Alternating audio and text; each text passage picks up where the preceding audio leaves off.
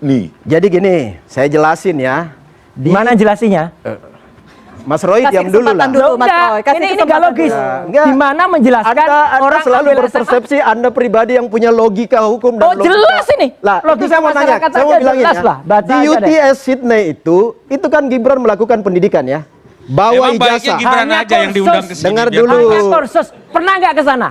Saya belum pernah nggak ke sana? tapi datanya ya sudah. ada. Kalau belum pernah ke sana ya Loh, sudah. jadi gini. Kita sudah dapat faktanya. Ya, Kita diam udah dulu, ada Mas faktanya. Roy. Oke, Anda ini sebentar, punya Mas. penyakit bicara yang perlu Oh enggak, ditenangkan karena dulu. kalau ada orang bohong saya nggak mau ada orang membohongi publik. Anda yang bohongi Ini publik membohongi kok. publik nih jelas betul. Anda yang ini. bohongin publik. Ini jelas Nah, betul. jadi gini, Oke. ini kan Mana? Sydney memberikan penyetaraan dari Dikdasmen Ya. memberi penyetaraan ijazah Gibran yang dari Sydney itu disetarakan dengan ini. Ya, Gibran terima, monggo silakan setarakan itu, dimasukkan ke KPU Logis karena nggak? syarat Universitas minimal. disetarakan Oke, SMA Bang. itu logis Tanya nggak? tanya Saya Dikdasmen. Lah ya udah, itu nggak logis. Saya tengahi. Ya, nggak Di logis. sana pendidikan tinggi disetarakan, di sini di Dikdas. Sekarang pertanyaan tanya kenapa ini menyetarakan pada menjadi Eh, setara udah SMA? enggak. Ini kalau Di Anda sana percaya kan ini pendidikan ngaco. tinggi, Ya. universitas. Ya. Kenapa di sini disetarakan ke pendidikan dasar dan menengah? Saya jawab gini ya. Jadi gini. Gimana Berarti jawabnya? Ini Ya. salah.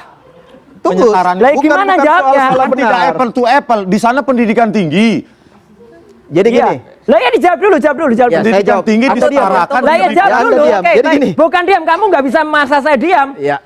Anda jangan juga memotong pembicaraan Lah saya. ya udah, Silakan, Mbak. Oke, kalau oke. nggak logis ya nggak bisa. Mbak, Saya nggak silakan. rela orang Indonesia dibohongi orang nggak logis ini. Kalau manusia seperti ini, SMA kok disetarakan universitas. Logika mana ini bukan loh? saya yang bicara. Lah ya udah. Dikdasmen menyetarakan ijazah dari UTS itu UTS hanya itu diakui. perguruan tinggi atau Ya, enggak? sekarang tanya kenapa Dikdasmen hanya Gitu aja nggak mengakui- bisa jawab. UTS itu perguruan tinggi. Ya. University Technology of Sydney. Tahu arti universitas nggak? Eh, Tahu arti universitas nggak? Anda yang nggak ngerti. Lah iya tahu arti universitas nggak? Lah, Nggak tunggu, ngerti dia. Nah, gini, Pak, ini nggak Oke. sehat, Pak, ya. Kalau orang seperti ini nggak bisa tampil di publik untuk memberikan pendidikan Karena politik saya nggak pada rela ada orang bohong. Ya, jadi ini Anda yang punya dasar di atas kan? Oke. Saya bukan data saya, data Anda nih. Bukan, ini data Data umum, KPU. data publik. Oke. Ya, udah. Sekarang gini. Apalagi kecewa kan? Oh enggak. Gibran itu hanya mau memenuhi persyaratan undang-undang ya, undang-undang politik untuk memenuhi syarat sebagai cawapres. Di situ diminta adalah minimal SMA. Dia memasukkan semua yang dia lulusin. Ada 3 pendidikan dia ya di Orchid Park Singapura. Lulus nggak? Ya lulus. Buktinya mana? Ada ijazahnya. Mana? Tanya di KPU. Lah ini nggak bisa. Lah, Harus punya minta bukti. di KPU, Siapa yang jangan minta mendalilkan saya. itu yang membuktikan. Kalau ijazah saya Anda minta, saya bawain dari rumah. Saya memastikan Kalau Anda minta ijazah OPSS Gibran, nggak minta ada di ijazahnya. KPU. Oke. Saya memastikan OPSS Oke. nggak ada ijazahnya. Oke, Bang Rifai, Jadi, tunggu ya. dulu. Oh ya, Bang Ini Rifai. Oke. 2 ijazah setara SMA Dari berdasarkan universitas. Dikdasmen itu dimasukkan dua-dua. Ini salah satunya. Yang kedua adalah ijazah Satu S1. ini. Maka persyaratan minimal itu menjadi gugur karena sudah S1 yang tertinggi masuk. Kan itu logikanya. Ya, oke teman-teman, kembali lagi di channel kita. Yang tadi kita telah melihat dan menyaksikan bersama beberapa pernyataan daripada penggugat ijazah Gibran dan juga sebaliknya pembela atau kuasa hukum daripada Wapres Gibran, teman-teman. Dan di sini tadi kita bisa lihat di video mereka saling adu argumen, saling menyalahkan dan juga saling bisa kita bilang saling ingin mencari kemenangan sendiri, teman-teman. Karena dalam perdebatan tadi kita bisa lihat yang satunya tidak mengizinkan atau lebih duluan merespon daripada pembicaraan lawan, sedangkan yang lawan tidak mengizinkan atau selalu ada bantahan daripada setiap kalimat yang diucapkan daripada lawan tersebut, sehingga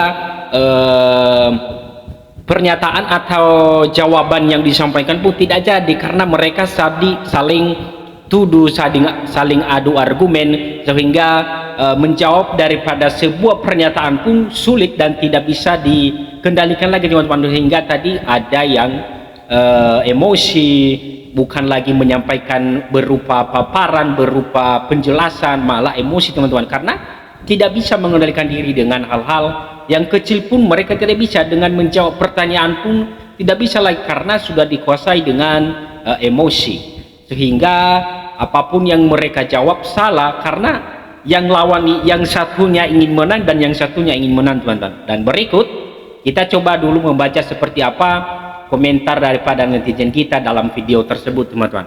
Yang pertama di sini ada komentar dari rekan kita yang mengatakan bahwa ada di sini kayak teman-teman, coba perhatikan wajah si Roy Suryo, katanya setiap debat selalu cengar-cengir, cengengesan, ketawa sendiri, selalu memotong pembicaraan lawan debatnya, katanya. Ya teman-teman, itulah beberapa atau tanggapan daripada netizen kita, dan benar juga teman-teman, kalau bukan kita atau saya sendiri ya, bukan saya membela daripada pembela ijazah Gibran, Roy Suryoni atau ahli daripada telematika ini dikatakan, setiap kali adu argumen, setiap kali diundang dalam acara TV misalnya, selalu saja cengar-cengir dan belum orang jawab pun dia udah bantah, sehingga bisa kita bilang lawannya pun cepat emosi dan kena mental, sehingga dengan mengeluarkan kata-kata yang tidak menyenangkan juga teman-teman. Ada lagi teman-teman komentar daripada saudara kita, ya itulah kelebihannya Roy, menang ngeyel, selalu memotong pembicaraan orang, jadi buat lawan debatnya seolah-olah kalah teman-teman. Ya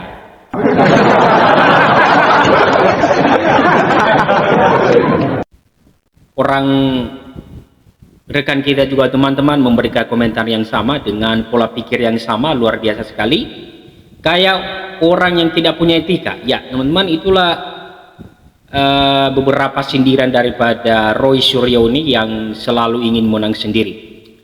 Lanjut lagi teman-teman, katanya muak muntah saya lihat ketawanya Roy CS ini, katanya. Kenapa sih orang seperti itu selalu dikasih panggung, bikin gaduh aja, katanya.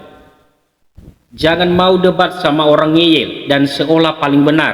Orang ngeyel sebenarnya menutupi ketololannya. Ya lanjut lagi teman-teman, stres lah lama-lama si Suryo ini. Ya teman-teman, ada juga rekan kita atau saudara kita yang mengomentari, yang mengatakan bahwa atau menunjukkan daripada kekesalannya kepada Roy Suryo setelah melihat daripada video atau menyaksikan debat ini, karena Roy Suryo ini bukan kita menyalahkan juga ya teman-teman, tetapi caranya berbicara pun seakan-akan dia sendiri tidak memberikan kesempatan kepada orang lain, karena dengan orang atau lawan debatnya pun menjawab, sedikit salah, sedikit tidak sesuai dengan yang diharapkan atau tidak sesuai dengan fakta yang dia inginkan, dia selalu bantah, sehingga dengan menjawab pertanyaannya pun tidak akan selesai, mau berapa jam pun di sini tidak akan selesai teman-teman, karena itu tadi, karena tidak memberikan atau tidak menghargai kesempatan atau tidak memberikan kesempatan kepada orang lain. Nah, itulah teman-teman, kalau kita selalu ingin menang sendiri.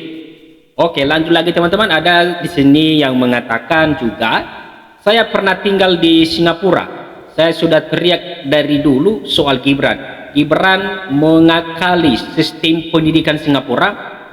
Australia, dia di Oscar secondary part yang mendapat 0 level setara 1 SMA. Setelah itu dia tidak menempuh SMA tapi menuju prep di Universitas Teknologi Sydney atau UTS. Ini tidak tamat pre-party kelas, kalau tamat dia akan ke UTS, kalau nggak tamat dia keluar dari UTS, maka dia ke Singapura. Di Singapura dia ke MDiv karena dia awalnya mengambil vokasi di MDiv, ada program bringing tanpa melalui SMA sehingga bisa ke Barraford teman saya ada yang prep ke OCS dan unit di OCS dari Singapura no level, masih harus mengambil paket C. Syarat lulus SMA itu adalah dia harus punya A level tes, dan teman saya tidak punya seperti Gibran. Jadi Gibran harusnya dia mengambil paket C dulu. Syarat tamat SMA di Singapura dan Australia adalah A level, penyertaan A level adalah tamat SMA. Dia nggak punya level, mesti paket C di Indonesia. Yang protes tanya sama anaknya Hari Tonoe, dia pulang daftar caleg paket C.